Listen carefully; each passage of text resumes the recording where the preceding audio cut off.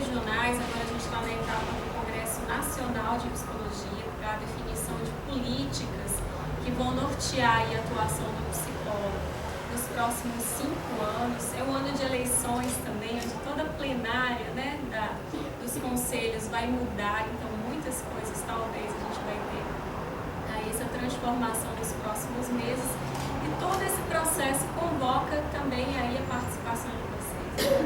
Não deixem de acompanhar essa agenda, de participar aqui ativamente do conselho, para que a gente possa enriquecer esse espaço aqui de discussão e de interlocução, né, qualificando cada vez mais a nossa profissão.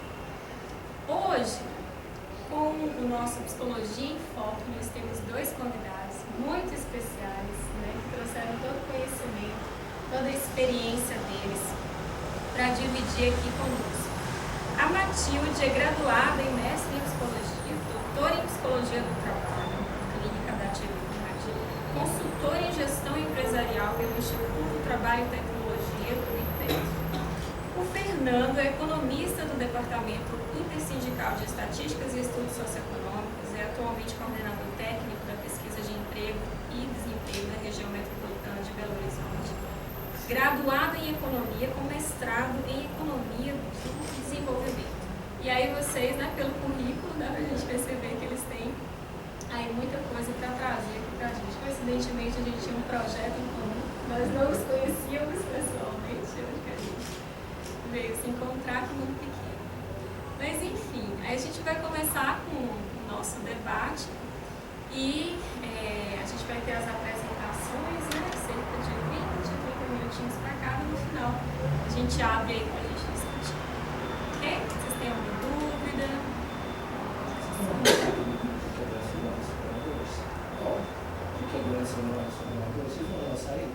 A gente faz anuários, que são os únicos que são recorrentes. E como é que a gente... As publicações tem todas no site do DIES. Tem pelo menos a lista, nem todas para baixar. Pelo menos a lista de publicações você consegue encontrar. Acho que a gente pode começar pela ordem. Eu queria que você começasse a interpretar um canal da economia, ele está mais visitado no mundo do trabalhador, então eu acho que não sei se você que aí me evita falar do macro, do aspecto mais geral, e depois a gente consegue dar específico. Primeiro, boa noite a todos, né? Agradecer primeiro a oportunidade de estar aqui. Apesar de ter alguma experiência em profissões e tudo, nunca apresentei nada com um grupo de psicólogos. E como eu sou economista, tenho uma formação bastante diferente. Eu tentei fazer uma apresentação que fosse o mais didático possível, trazendo algumas questões sobre a crise, sobre como a crise está impactando o mercado de trabalho, sem entrar em teorias, sem entrar em muitas explicações sobre a crise, sem entrar em muitas coisas que vão ser mais complicadas e que são questões que estão em debate, com a consciência dos economistas, que as pessoas vão dizer várias coisas diferentes. Então eu optei por trazer um panorama do que mais ou menos está acontecendo, algumas comparações rápidas do Brasil com outros países e a gente vive um acompanhamento, quando começou a crise, o que são os elementos que dá para a gente perceber. E um pouquinho de conceito, porque pelo menos para situar, que sem conceito também a gente não consegue.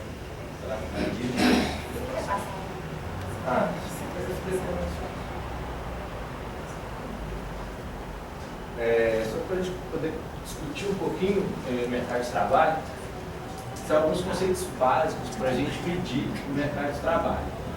Se a gente pegar toda a população de um país, os conceitos que são relevantes para a gente medir o mercado de trabalho são a população em idade ativa.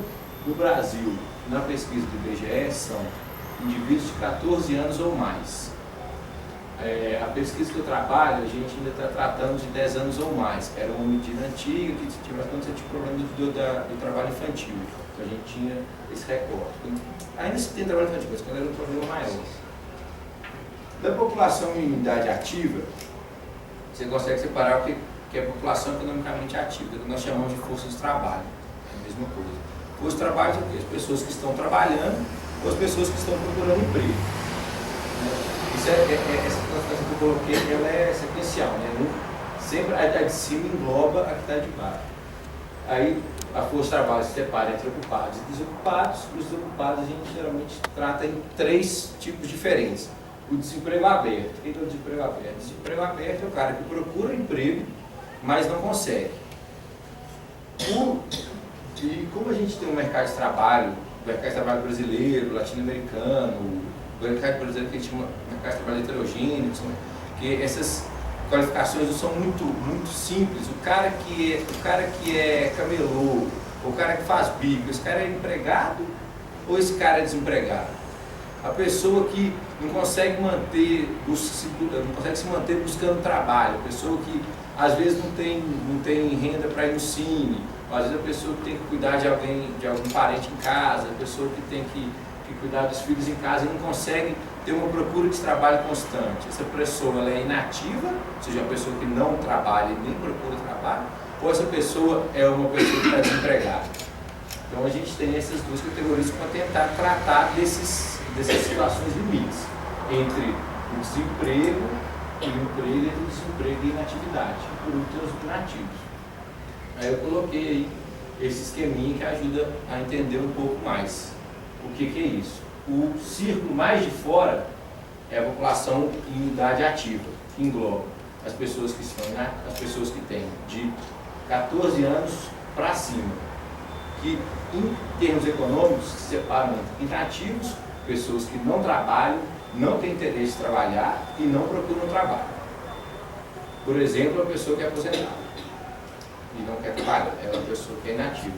Ou, por exemplo, uma pessoa de 18 anos que estuda, ela também é uma pessoa considerada inativa. Retirando os inativos, nós temos o que chamamos de população economicamente ativa. Ocupados, pessoas que efetivamente trabalham, desocupados, pessoas que... Você ser desocupado, você precisa não ter emprego, você precisa procurar emprego, você precisa ter disponibilidade para trabalhar. Então, isso para a gente pensar um pouco, eu vou trazer esses dados de novo, um pouco para frente. Até aqui está as categorias que são desocupados, não tem emprego. Para a pessoa ser considerada desempregada, ela tem que não ter emprego, ela tem que ter disponibilidade para trabalhar e ela tem que ter procura efetiva de emprego. Aí os questionários das pesquisas montam uma série de perguntas para filtrar isso aí. A gente não pergunta, você gostaria de trabalhar? Você procurou emprego? Não. Você pergunta, você procurou emprego na semana anterior? Você procurou emprego no mês anterior? Você não procurou por quê? Qual foi o motivo? Ah, não procurei porque eu tenho uma oferta de trabalho. Eu não procurei porque não tive dinheiro para ir no cine, por exemplo. Então a gente vai fazendo um filtro, encaixando essas perguntas. No final do questionário, a gente vai separar a pessoa em uma dessas categorias. Pra gente procura de emprego, disponibilidade de emprego e ausência de emprego. Então esse eu trouxe aí primeiro, mas um pouco mais à frente eu vou tratar disso.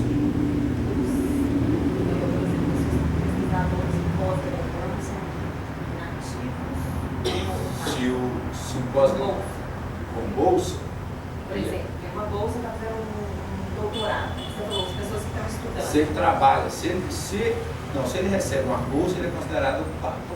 Ele é considerado ocupado. Na verdade, aí vai depender, porque não é tão simples. A gente entrevistar esse cara, ele falar que ele tem disponibilidade para trabalhar, ele tem procura efetiva de emprego. Não, ele não pode procurar. Tem uma bolsa, ele não pode fazer outra coisa. Ele pode dar aula, por exemplo? Não. Não pode. Até 4 horas só. Eu já cheguei a dar aula sendo mestrando. Você tem? Pode. Não, tem um circular da CAPES novo. Hã? Tem uns circulares mais recentes da CAPES. Mas enfim, depende. Se a pessoa se ela está na bolsa, não procura, não tem interesse, ela é considerada inativa. Se ela procura, por exemplo, por problema de renda, vamos supor, é um mestrando que tem uma filha, por exemplo, que ele precisa disso. Aí, dependendo como as perguntas vão se encaixando, a gente vai categorizar. Então, assim, a pesquisa, ela vai somar uma série de respostas para a gente dar uma categoria específica. Isso, na verdade, é a pesquisa do trabalho, que a gente separa esses tipos de desemprego.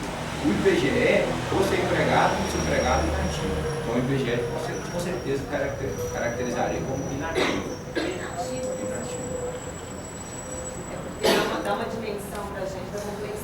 Que é você que é colocar a medir? pessoa não desocupado, ocupado ou inativo, né? E esses dados, eles... Tem como medir isso, não é uma coisa tão simples, né? É, nossa.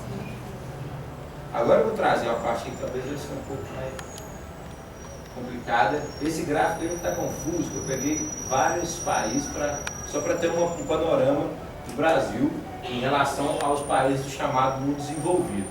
O Brasil está um pouco mais chamativo, que é esse laranja com os quadradinhos. E eu peguei uma média da área do euro. O que eu quero desse gráfico é basicamente o seguinte. Nós estamos agora em 2016.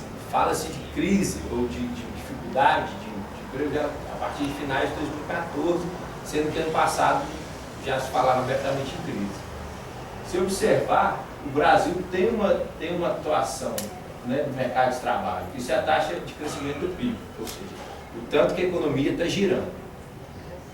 Até 2013, até meados de 2013, que é superior ou semelhante aos países do mundo desenvolvido.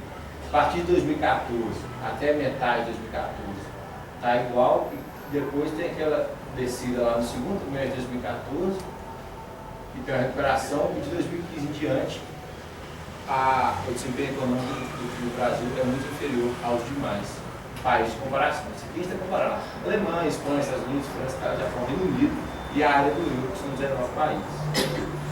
Eu estou mostrando isso aqui porque isso aqui a atividade econômica, obviamente, tem impacto direto no mercado de trabalho. Mas isso... Não, é que eu estou olhando, tipo assim, nós já estamos saindo daqui. Se você for ver, a gente ainda está abaixo. Ainda está um pouquinho abaixo. O último dado do primeiro trimestre de 2016 é abaixo de zero. Então, o crescimento do PIB brasileiro, a taxa de variação de janeiro a março desse ano foi menor do que outubro e dezembro do ano passado. Então, assim, cada vez o PIB cresce menos, né? Cresce menos do que crescia anteriormente. Produz menos do que no ano anterior. PIB é o quê? Né? Soma de todos os produtos e serviços, desde consulta psicológica, consultorias, extração mineral, todo tipo de produto e serviço, mas não, educação. E aqui uma comparação do Brasil com os vizinhos e países mais semelhantes, né? Chile, China, Colômbia, Índia e México.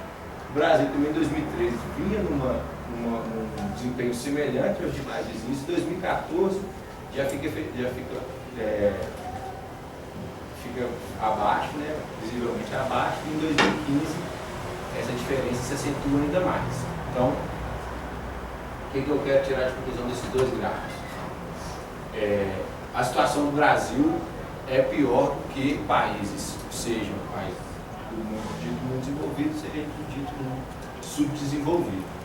Então, a nossa situação é uma situação diferente. Você pode pescar um país ou outro que tem uma situação que vai estar semelhante à do Brasil, mas um país de porte econômico relevante a nível mundial, o Brasil está com as piores níveis de crescimento. Vai estar semelhante à Rússia, basicamente. E os países uma comparação dos últimos 60, 50, 60 anos, não. Eu não fiz. Porque aí seria uma discussão muito mais estruturalista, de mudança da economia brasileira.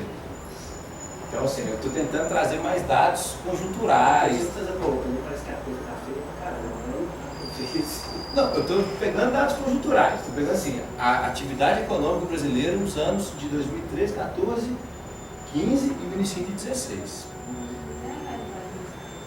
Sim.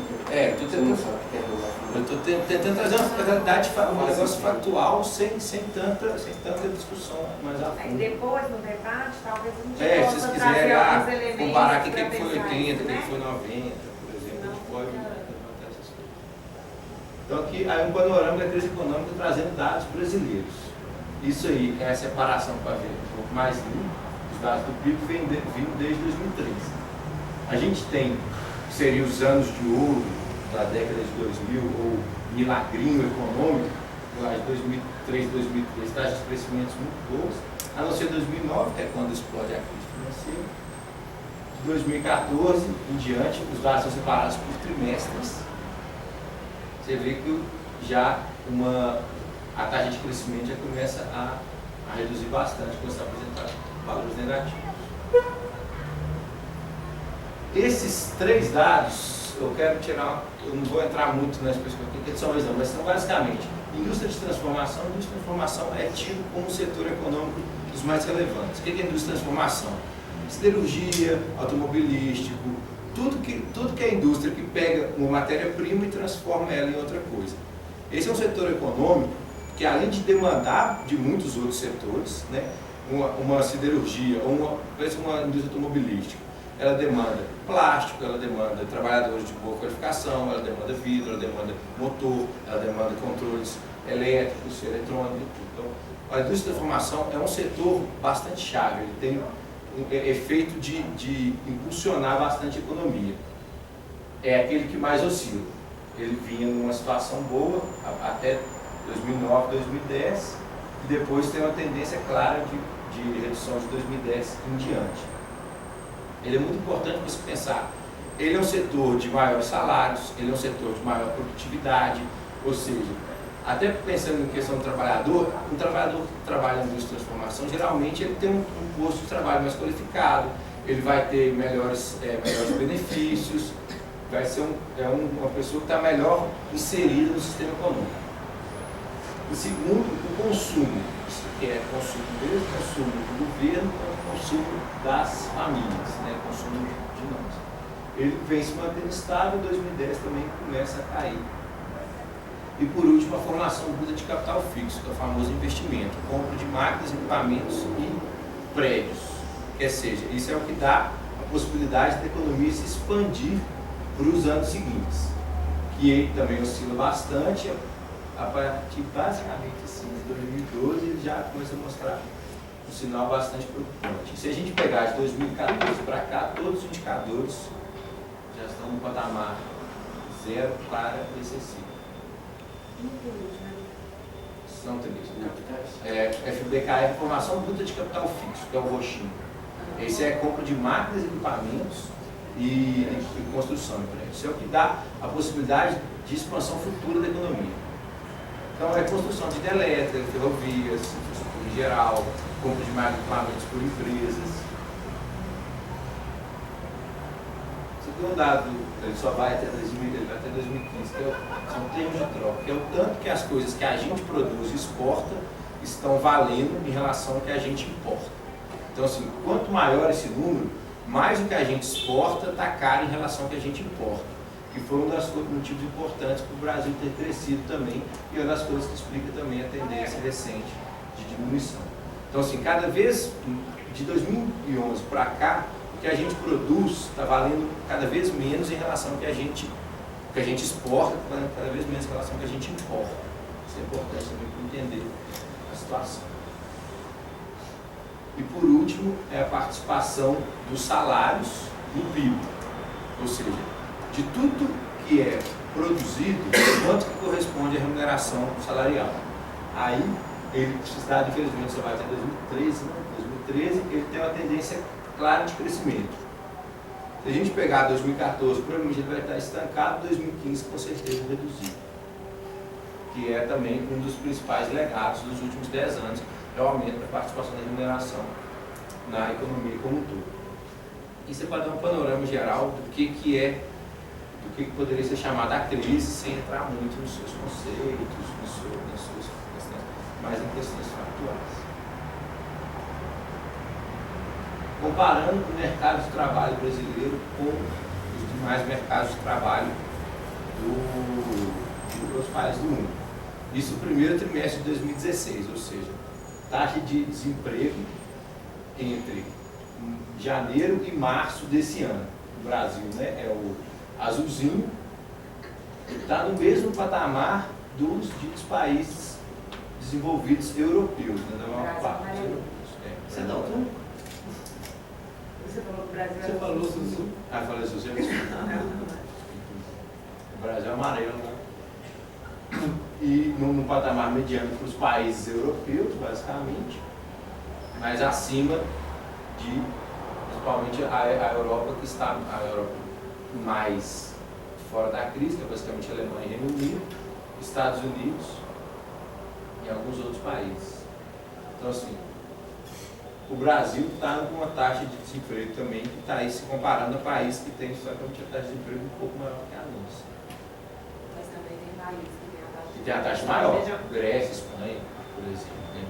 Também é acima da gente. Assim, está parecido com, por exemplo, França, que não tem uma taxa de emprego, historicamente falando, não tem uma taxa de desemprego grande ou tem. Ela tem uma taxa de desemprego que é rígida, bastante rígida, geralmente assim. Ela está maior do que historicamente está. Mas a gente já teve patamar de taxa de desemprego geralmente se pegar assim, pegar alguns períodos, de 2000, 50, 70, a gente tem taxa de desemprego geralmente menor. A taxa de desemprego no Brasil é o pessoal que está tendo seguro-desemprego? Depende. É igual que eu estava falando no início. Se a pessoa ganha seguro-desemprego, mas se ela procura trabalho, tem disponibilidade para trabalho, ela é considerada desempregada. Se essa pessoa não está procurando trabalho quando ela recebe o seguro-desemprego, ela não tem interesse no trabalho, ela é considerada inativa. A taxa de desemprego ela é um dado, ela é um indicador, ela é uma coisa em relação à outra. São as pessoas que estão procurando objetivamente emprego, que têm disponibilidade para trabalhar, em relação à soma das pessoas que trabalham e procuram emprego.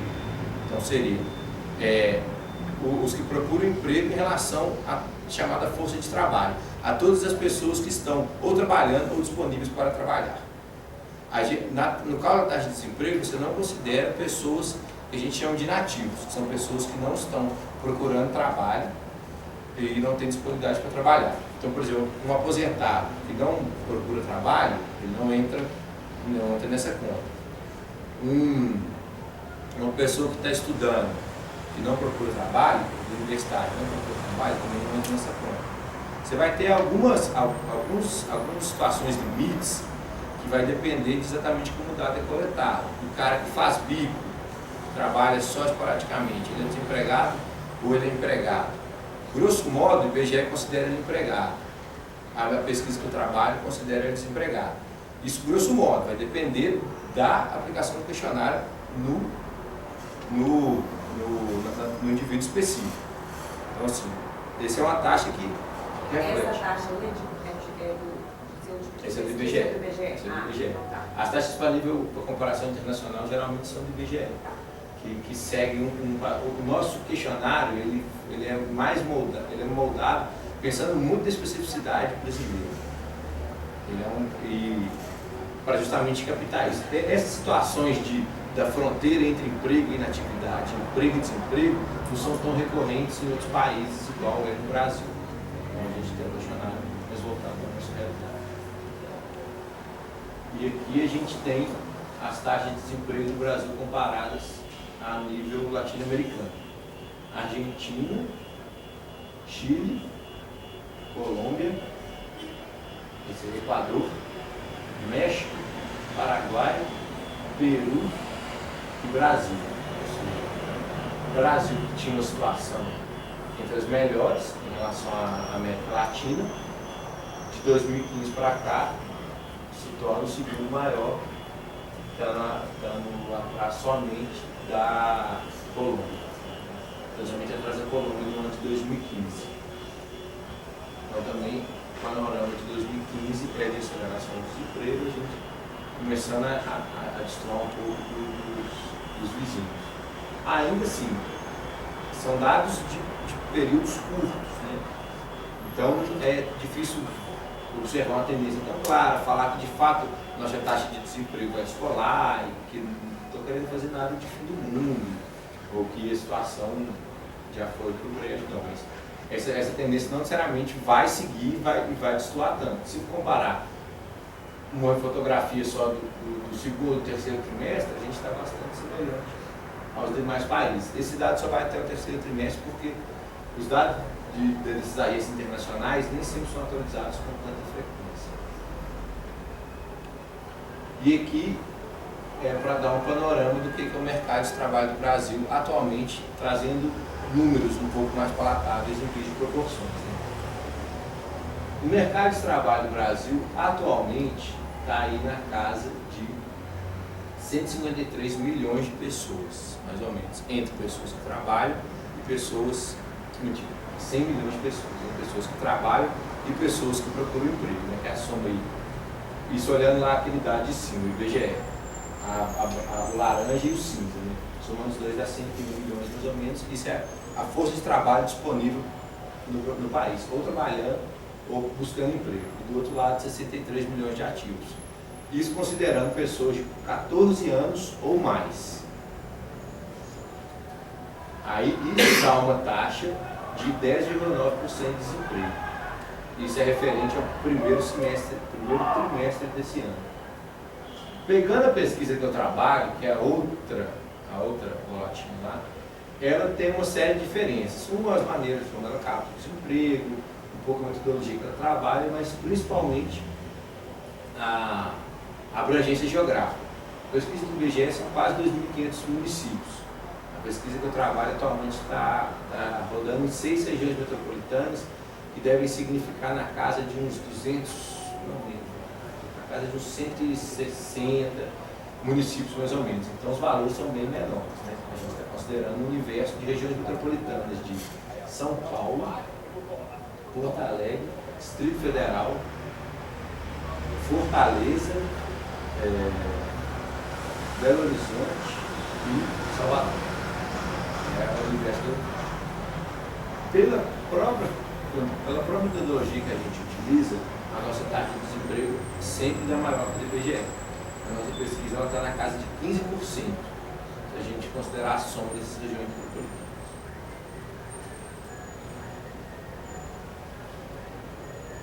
E aqui alguns dados para ter uma noção também de que é o mercado, como está o mercado de trabalho.